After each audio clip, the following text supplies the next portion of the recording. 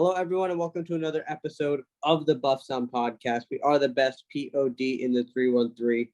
All four of us are back, and today we got some good news, some even better news for a lot of Pistons fans based on their reactions. But first things first, guys, the Pistons avoided the worst record in franchise history with the win over the Pacers. What did we see from that win, and what are some takeaways? So let's see who's on my screen first. We got Valley on my screen first. So Valley, talk to me about how you felt about that win. About that win, and the person I'm going to pick, it's kind of a continuing theme because Jaden Ivey finished the season so well. It was about 21 points and 8 assists a game over his final 10. Just showed an improved three-point shot. You know, he keeps showing how he can just shift gears so easily and get to the rim and stop and go and do everything he can. I'm so excited for this offseason because I know he has that Mamba mentality, and he's going to be working hard as hell and coming back as a real threat to score the ball next season from all three levels. But in that win specifically, Ivy was great. I thought he did a good job running with Killian Hayes, who played really well in those last two games of the season, and they found kind of a balance between ball handling between the two of them. But Jaden Ivey, like, just a continuing theme for me. His playmaking, again, we've touched on this. It just seems to be on an upward trend, and it's not going down at all. I'm interested to see when that starts falling off a little bit. But Jaden Ivey, man, and I always listen on the other teams' commentators because I stream off an illegal website, and almost every single time they're just in awe of whether it's his speed, his playmaking, some facet of the game. They're always in awe, and that means you're doing something right. Ivey's been a bright light for us the whole season, and that's continued here towards the end of the season. Agreed. Ivy really closed out well. Connie, you're second on the screen. How do you feel about the win in Indiana? The win felt great. I was watching with a buddy of mine who is a big Pacers fan, so it was nice to see Kojo light it up against those guys. And I went into that game. I was like, basically he hasn't watched a lot of Pistons, so he's like, what do I need to know about the team? Killian Hayes has pretty good stats. I went into that game just like telling him how bad Killian Hayes was gonna play. I'm like, dude, this man is a stat sheet imposter. And then he comes out and probably plays the best game of his career. Like, I'd probably say easily. I like that more than the Mavs or the Hornets games. Easily, personally. He was doing some really cool stuff, some confidence with the threes, and he's getting down into the paint, using his body a little bit to get some of those easier push shots.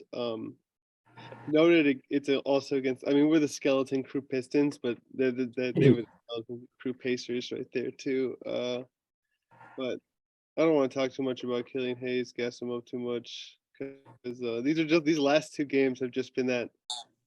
Just a little taste that keeps you hooked. It's like, whoa, wait a second, he figured it out. I guess we can only think about it for the off season and then come in to be disappointed next year. Oh wow, man, you're already dissing him on next year. I was gonna say we get a full off season to gas him up, but that's fine. That's fine. Gabe, how did you feel about the win against the Pacers? I kind of knew we were gonna win that game. The Pacers, like Connie said, like they're playing their third stringers as well. So it's really just a battle of who could get a stop every like 10 possessions, and we managed to do that. Agree with Valley. Ivy, like again, the competition wasn't that great, but he kind of showed he looked like he was playing in summer league kind of. He's just too good for those games, and that's a great sign to have for such a young kid. In addition to that, his connection with Duren just keeps on growing, I think. I'm excited to see pick and rolls between him, Cade, and Duren all next year. I think it's going to be our bread and butter. Shooters spacing the wings.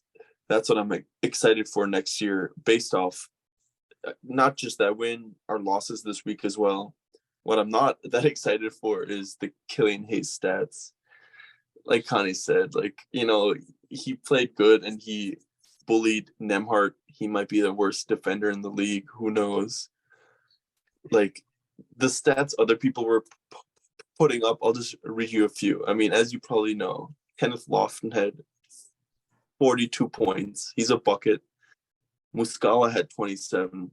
Pistons legend Lewis King had 20. Haslam had 24. Dominic Barlow had 21 and 19. Theo Pinson had a triple-double with 20 points. So these stats at the end of the season,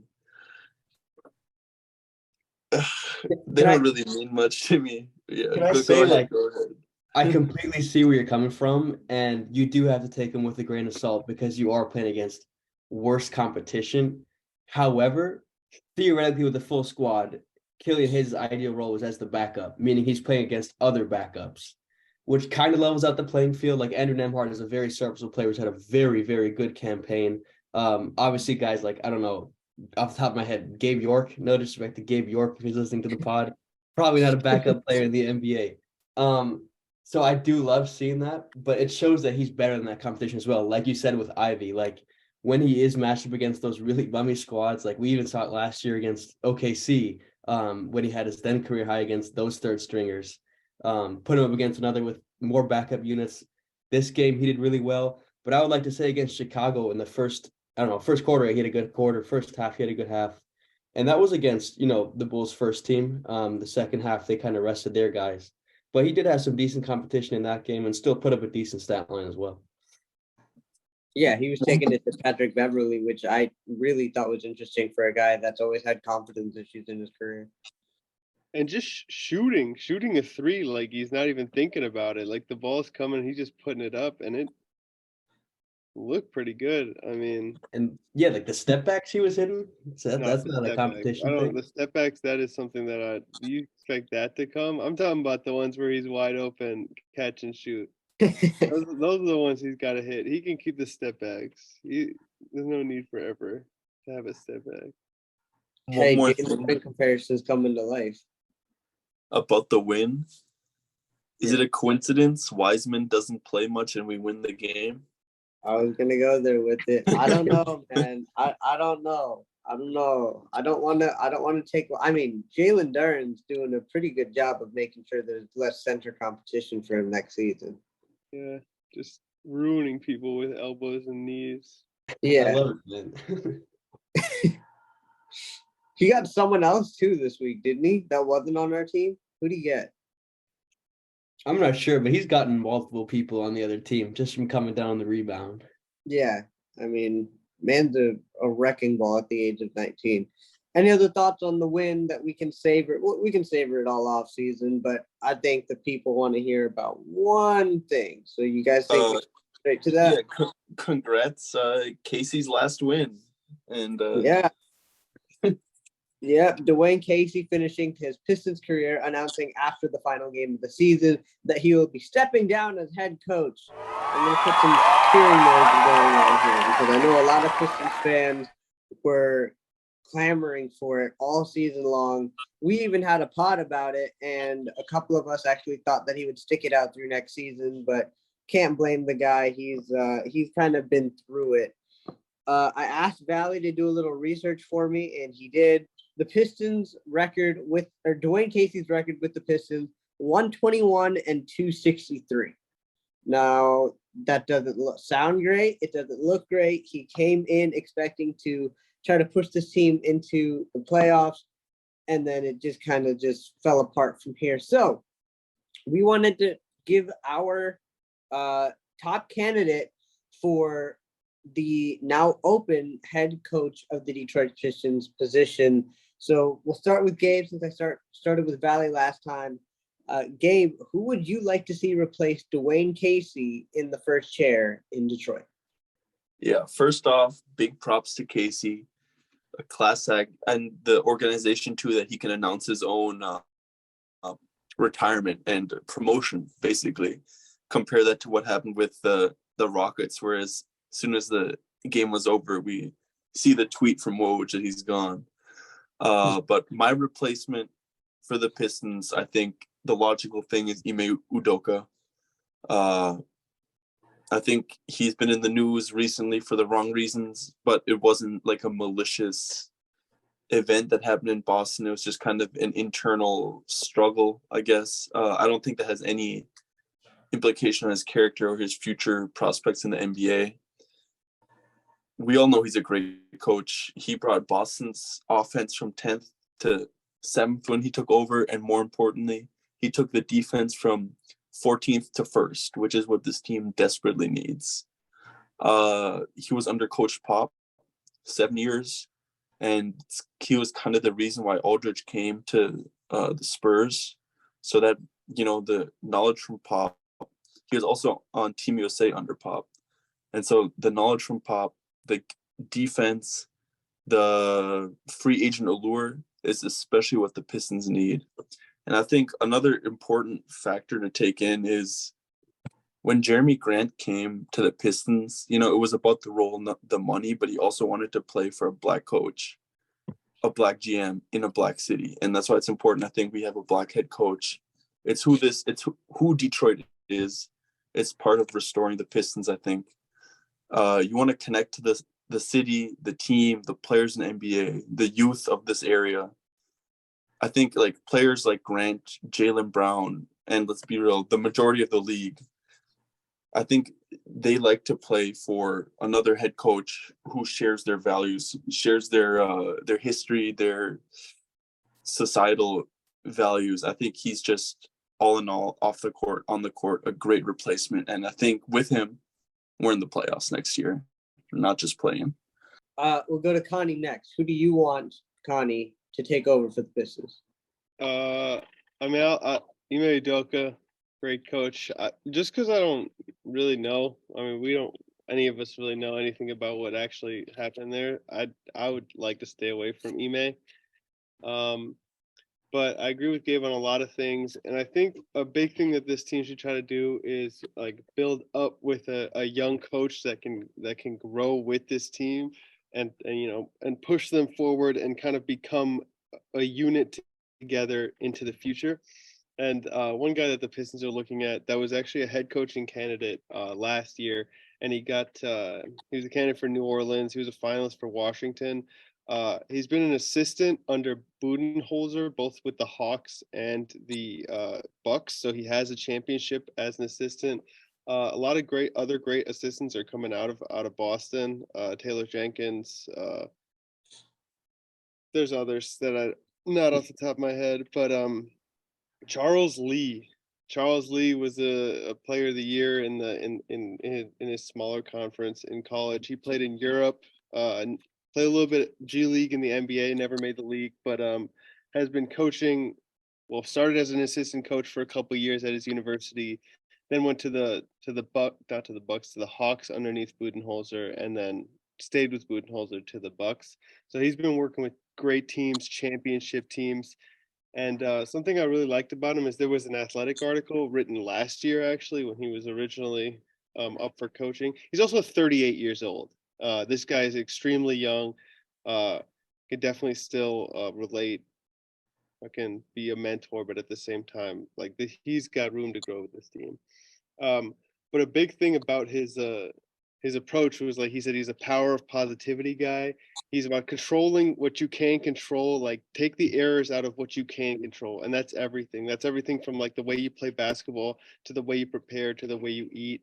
And I think, and then being absolutely fully straightforward with what you want out of each guy on the team, and what they're going to be under what you're doing and where the growth is. And then, again, just growing together. So I really like the vibes off of this guy. I like that he's young. I like his coaching roots.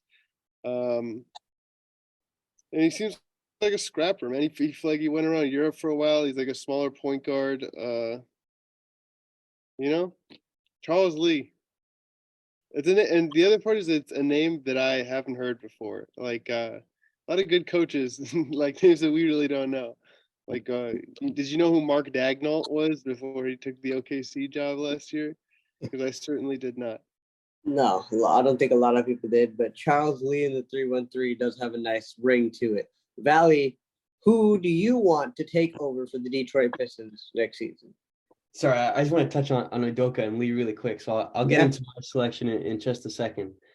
With Lee, I do like the idea of having a young coach rising with this team. Like Connie said, Lee is 38. I didn't know who he was, to be completely honest. As soon as we saw the news that of the few potential candidates to replace Dwane Casey. I wasn't sure who Charles Lee is, and I had to do a quick Google search. On Ime Udoka, I have a few concerns about how that ended in Boston, but honestly, I'm not. I mean, like, we don't know the extent of that, so we're not entirely sure. But I do like that Udoka had the experience, although it was brief, of coaching two stars in Tatum and Brown. It's slightly different here, but we have kind of a similar thing I see with Cade and Ivy. So he has a little experience in working with two tandem players. But my pick is a bit of an outside shout for the Pistons' next coach. I'm big on Becky Hammon. Becky Hammon was a candidate several times to take over an NBA job. Unfortunately, for whatever reason, it never happened. And I do understand there are some concerns about that, whether that's outside of her being a female and a female has never coached an NBA team.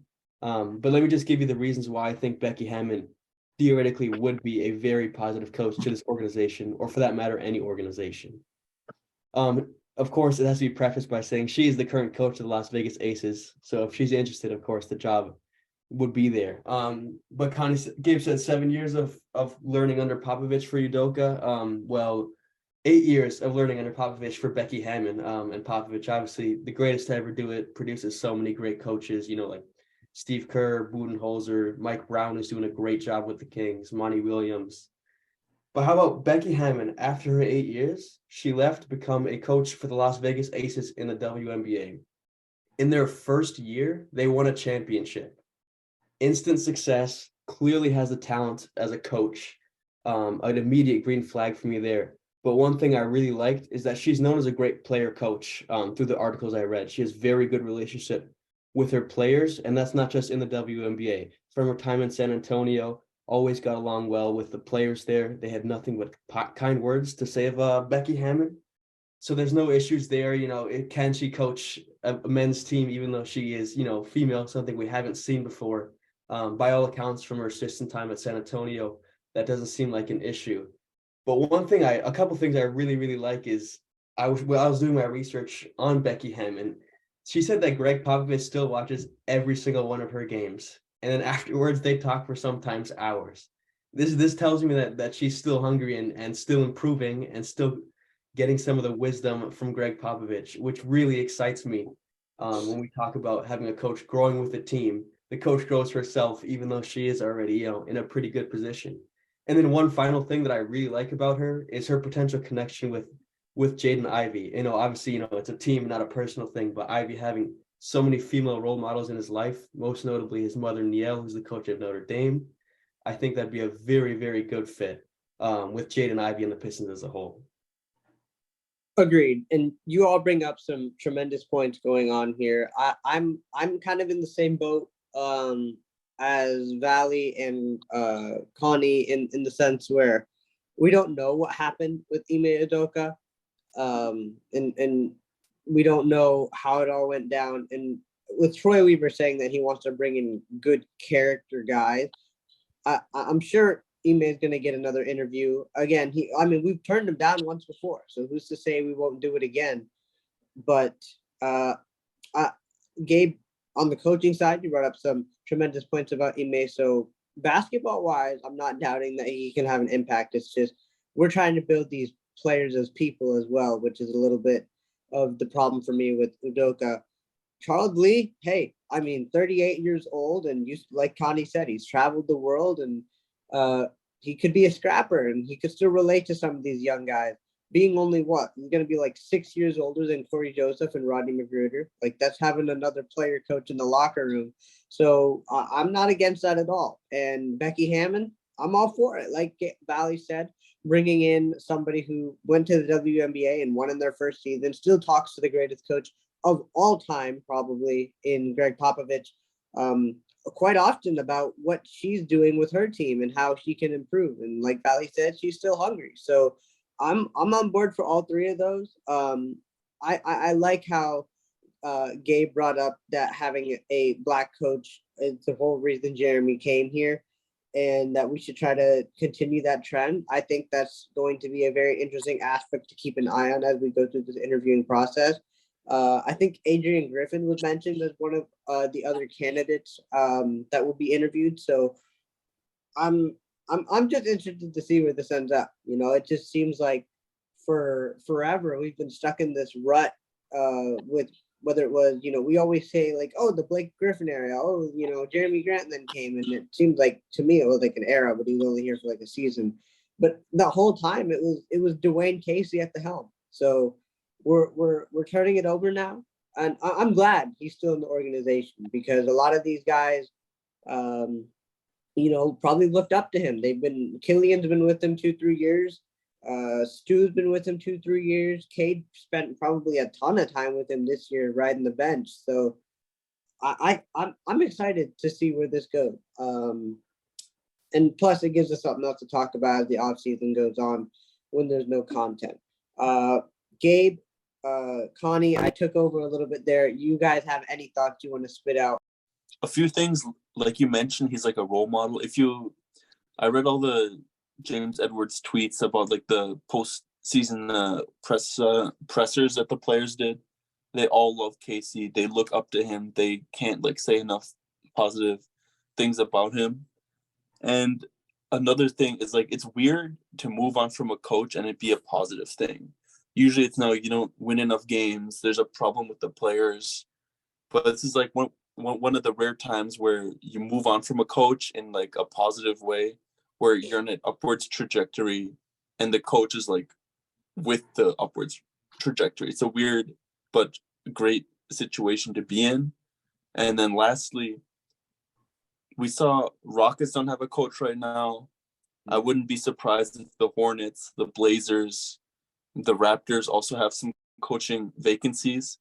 Why do you think like a coach like Charles Lee or Hammond or Udoka would choose the Pistons over one of those other, situations? Well, can I counter that by saying we were in the same position when we had a vacant coaching spot that we filled with Casey. Casey was a guy who was the reigning coach of the year, had a really good tenure in Toronto. What made him come to Detroit then? Like, why would that differ now with, I would say, a more lucrative team to coach for any particularly young coach? I think like what draws to Detroit is like this front office has shown that they stick with guys. And I think they're doing their job of like setting up somewhere where people like trust that it's not just going to be like you do a bad job, you have a bad record here for a year, you're going to be out on your ass again looking for another assistant coaching job or something. Like I think there's a good draw to Detroit, and it comes from the front office, as well as like there's a real opportunity to get a team here that is on the upswing, that like you can make a name with this team here. Like if like these guys continue to improve, and this team, like we all think, is going to perform a lot better next year than it did this year, right? Like that right there takes your name into like coaching hierarchies. It pushes you up a little bit. Like, whoa, these guys won 20 more games this year than last year. Dang, what a coach. And I think that's set up, and I think and lastly, I think it's just like it's a team that I think coaches could really do something with, and I think it would be a fun, like the assortment of talent is going to draw people in. Yeah, and I think I don't know if Troy is going to try to speed up this process or slow walk it through the offseason, but I feel like the lottery is going to play some sort of role within the hiring process. Because say the Rockets win the lottery over the Pistons, I think a lot of coaches are going to prefer to go to Houston over Detroit. So I just think that's an interesting aspect to keep an eye on too. Can I throw one more name out there? Yeah, go ahead. And then Gabe, after saying, if Portland moves on, gave me another idea. But one guy I was considering coming in with valid points was actually Jerry Stackhouse. Obviously an ex-Piston, so he'll be well loved here. He's turned around that Vanderbilt program up there. He's done a very good job as of late. They've had a very good season. I haven't gone too deep into the advanced statistics about him, but I guess more like, what do you think about bringing in a guy that the fans know, like should Portland move off Chauncey Billups or a Jerry Stackhouse or whatever? Do you like the idea of bringing home like either a hero or a local guy? Not if that's the only reason they're bringing him in. Like, Yeah. if you're bringing in a guy to be like people know this guy figurehead, don't do that. Or I guess more so in Jerry Stackhouse's case, because he has had a very, very good season turning around that program. does that add on to their resume? Like, you're already a pretty good candidate. Hey, and you played for the Pistons, so the fans will like you. Does that differ in the selection possibilities? Because Chauncey Billups, I don't think is a realistic target, even if he should go, because Yeah. hasn't really proven much as a head coach, has he? I think that should be like this deciding factor. There should be so many different levels of deciding factors that come before that yeah, it doesn't play a big role. Right. I think, how do you guys, let's throw a couple names out there that have been mentioned as potential candidates. What would you guys feel about Jay Wright from Vanderbilt coming in? I'm skeptical on those guys that had really long college tenures, only because I don't know that many of them. And one of the ones I do know is John Beilein, and that didn't turn out too well for him in a head coaching sense in the NBA. Yeah, it's got me a little skeptical about that too. You guys know anything about former Thunder assistants Josh Longstaff or Brian Keefe? No. Are those Weaver's boys? Yeah, those are Weaver's boys. Haven't looked into them. Yeah, I didn't think so. I was just wondering if you guys have heard anything. Couple other names that were mentioned. Connie brought up Charles Lee, Chris Quinn, and Valley's Jerry Stackhouse mentioned. So a lot of potential options here. Does this kind of reinvigorate you guys for next season a little bit? I mean, we were always going to be excited, but does this kind of give a new element to you? I really think this means we're going for it. Casey was the rebuilding, the slow play coach, and now we need the offensive weapons, the X's and O's. It shows, I think it's always been the plan to start competing next year. And I think this move just highlights that. And yeah, it makes me really excited. How fast do you think this will move? Like, when can we expect a new coach, you think? I was just talking about this with my friend Jake. Do any of you guys remember when we hired Casey? I feel like it was a later in the summer thing. It was like June 11th, 2018. Okay.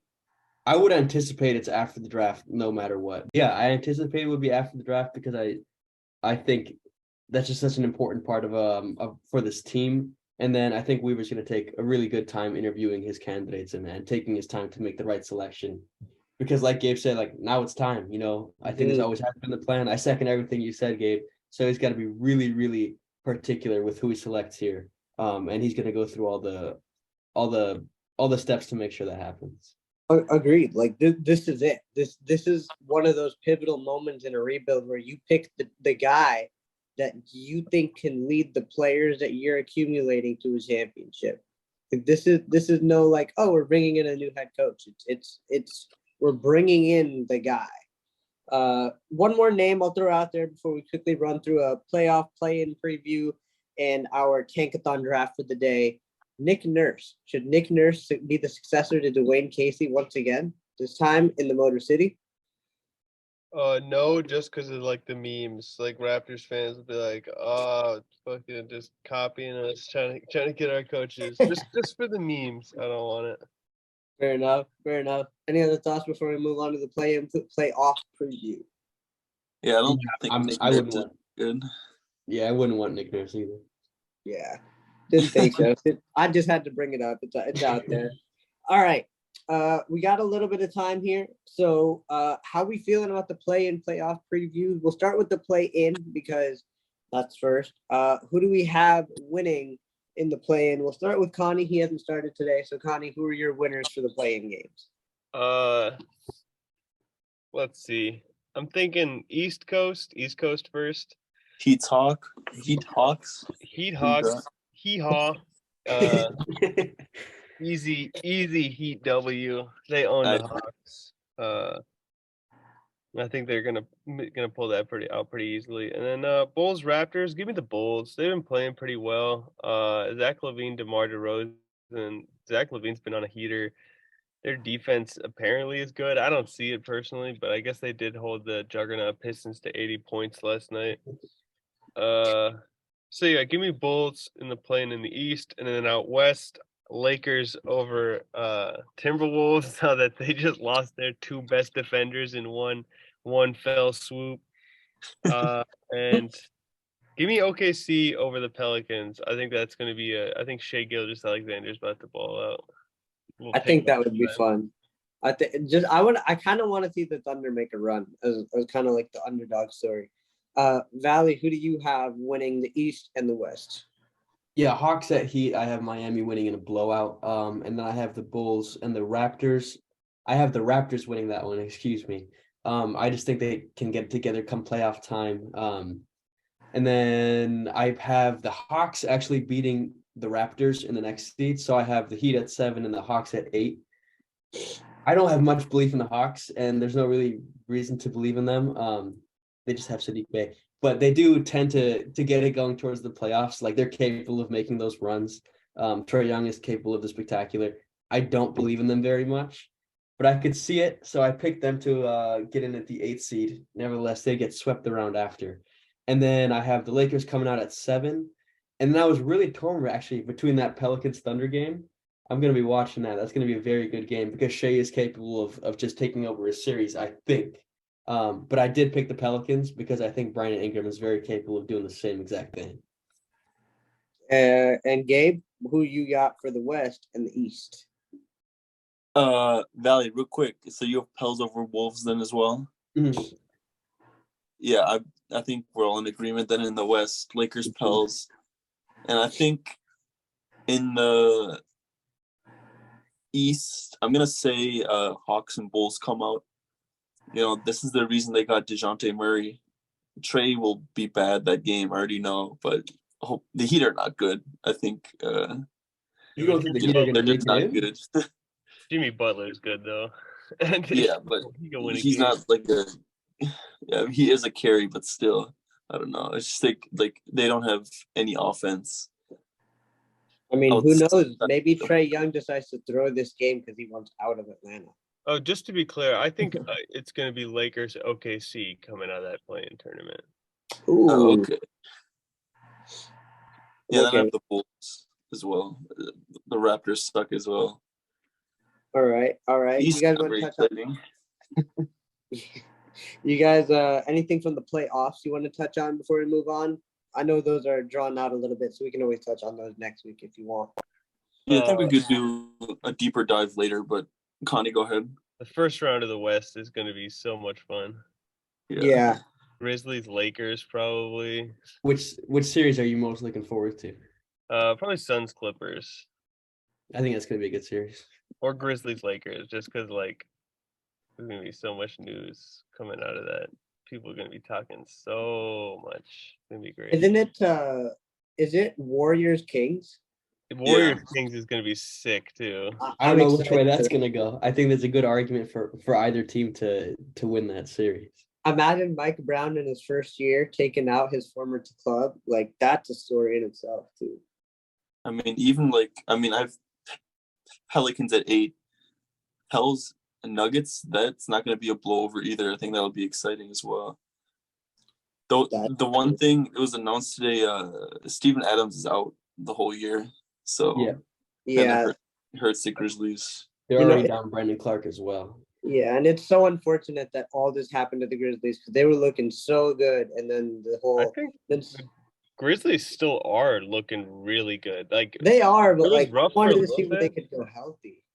I mean, I think this might unlock a little. I mean, Jaren Jackson Jr. like that, like the place they become like world beaters potentially is like a Jaren Jackson Jr. at 5 lineup where like each of them is just like you got 5 hoopers on the court. Yeah. They're just too small for the Lakers. Yeah, and they've the third best player in the series. LeBron.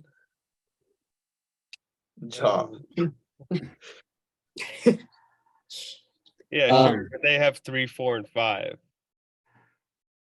Like Ja, Desmond Bane, Jaren Jackson Jr. are 3, 4, and 5. Probably. And then they probably have like the other numbers, a couple other numbers as well. I have my eyes on paper what looks like a kind of boring series in the East, but the Cavs and the Knicks I think is going to be a fantastic series. The Knicks have been red hot as the season's gone on. Brunson and Julius Randle have been great. And at the same time, this is the first year the Cavs are like really going for it as well. That step we eventually hope to make. So I'm excited to see them back in the playoffs and what Mitchell can do with that team.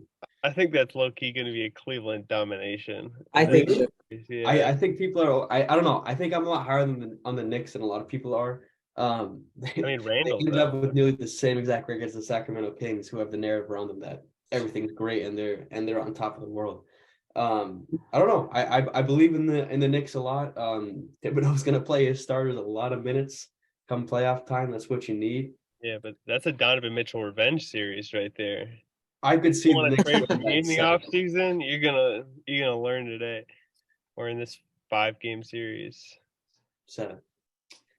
Quick question before we do the tankathon spin: if you guys could, take a coach from any team in the NBA, who would you take them from? Great question. I would say Monty Williams. Ooh, okay. I agree. I think Mike Brown. I was Seems like a creative guy. Between Brown I like how hype he gets. Light the beam. Yeah. Gabe? I think I agree with Monty Williams. That's a good call, yeah. Yeah. Okay, makes sense. Any other coach or playoff play-in talk before we do the quick 5-spin thing? Tankathon spin. I saw Sean Sweeney's name. Yes. And I was like, what's going on here? Our former assistant who left us to Dallas, who miserably crashed out of the entire play-in tournament. 0 entry. Well, actually, I like that guy. I feel like there was a lot. He worked a lot with a lot of guys on this team. And it's not like it's his fault that they crashed out of the play-in tournament, man. He didn't make that roster. A couple names that we glanced over today: Rex Kalamian and Jerome Allen. I love Rex Kalamian. I'm a huge Rex Kalamian fan. I don't know if he's the guy to make that jump. He does, he's the head coach of the Armenian national basketball team. Mm-hmm. But I'd give him an interview, but I would probably look at an outside source. Yeah. Yeah, I just don't think they're at the tier of coach that we're looking for. That's the word I was looking for. Yeah, that's perfectly said. How can we know?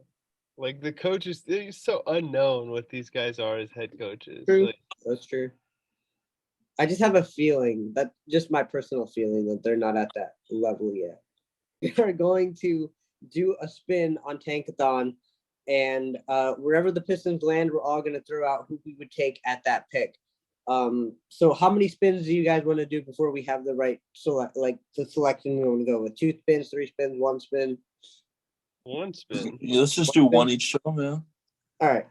So in the first ever 2023 Buffs On podcast mock draft, the Pistons will select first. First. So who are you guys taking with the first overall pick in the 2023 draft? I think I would trade that pick for a guy who's about to enter his prime, maybe around 28 or 29 years old. Real Stan Van Gundy move. Yeah, I think so. Yeah, obviously, I would take Victor Wembanyama. No, really. Yeah, sure. Yeah, really nothing to talk about there. Yeah. I say we do another spin just for fun. Yeah, go ahead. I swear, if we get the 1 pick again, I'm going to be so happy and mad at the same time.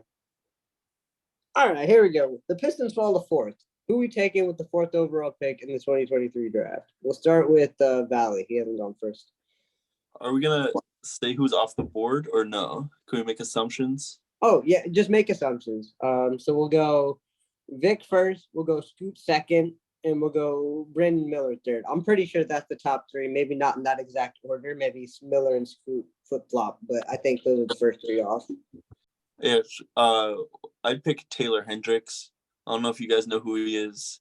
He's like he's listed 6'9". He looks like 6'11". Defensive shot blocker. He can move. He provides his feet. He's knocked down catch and shoot 3-point shooter. Yeah, I just think he's an ideal fit on this team. You think he can go that high though? I mean, it's just I don't think there's another like. Sure, some people may have upside, but like I think we have our star, and I think we need to draft for fit. I think you need to make a team. Right? You can't just keep getting point guard stars. That's a hot take. All right, Connie, who are you taking with the 4th pick? Hell no, man. I'm putting the most wild athletes on this squad if we have the 4th pick. Amen Thompson, man. Thank you, We sir. picked the fastest dude in the draft and the strongest dude in the draft last year. Let's pick this dude who looks like Vince Carter type athleticism and bounce. Got Tremendous playmaking ability. Some real playmaking ability and the ability to play the 3, which is big to play along with our 2 other guards, could be super dynamic. I don't know, man. Taylor Hendricks, I saw him play here. He played a game at ECU. Honestly, if you didn't tell me that he was an NBA recruit, I wouldn't have figured it out myself.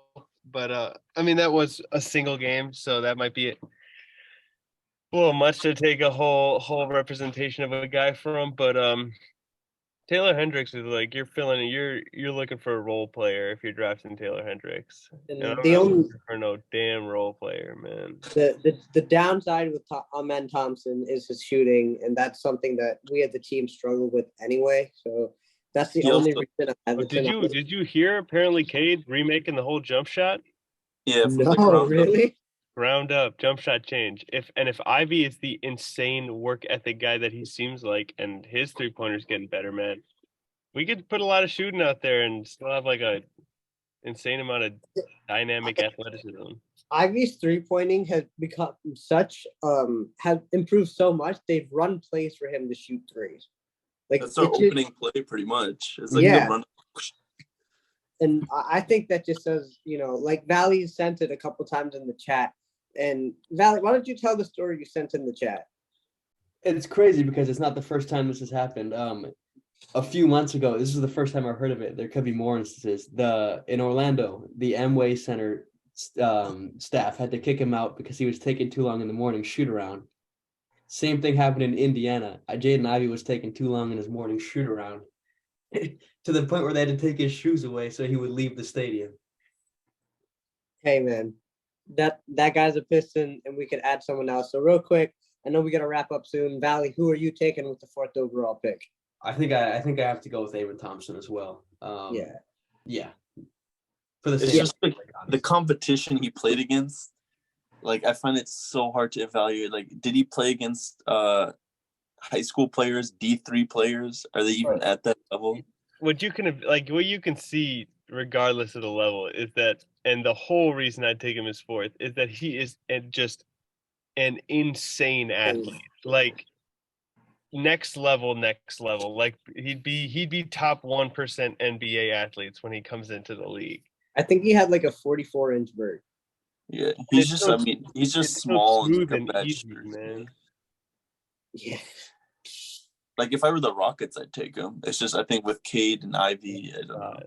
It's not enough for like a 3-man rotation. Not enough size for me, I think.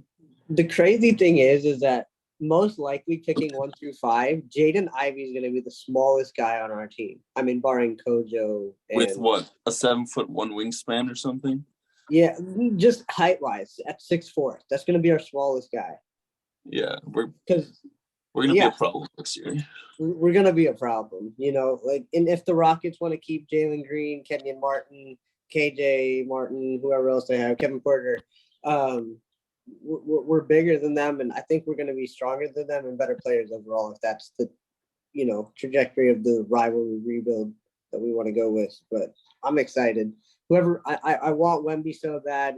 Gabe, you sent that video in the chat of his highlights. They got me more excited, but the more and more I do these tankathon spins, the more and more I'm brought back to reality. So I'm hoping it happens, but I'm still happy.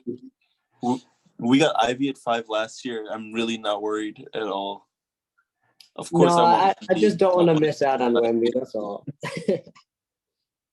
You're right. Any other thoughts before we get out of here?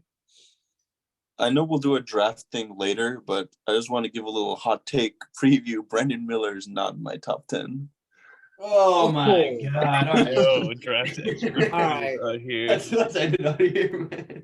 Gonna get us out of here before Zoom kicks us out. All right. Thank you guys so much for listening to this episode of the Buffs On Podcast. We are the best POD in the 313. You know the drill. Follow us on YouTube, Twitter, and TikTok at Buffs On Podcast, on Instagram at Buffs_on_podcast, and on Facebook at Buffs On Pod. So we got some play-in basketball to look forward to. The Pistons season has come to a close. Congratulations, guys. We made it through our first season as a Pistons podcast. So I'm so happy that we did this, and I'm glad that I went through this first season with you guys. So throw the Buffs on, Detroit. The future is bright.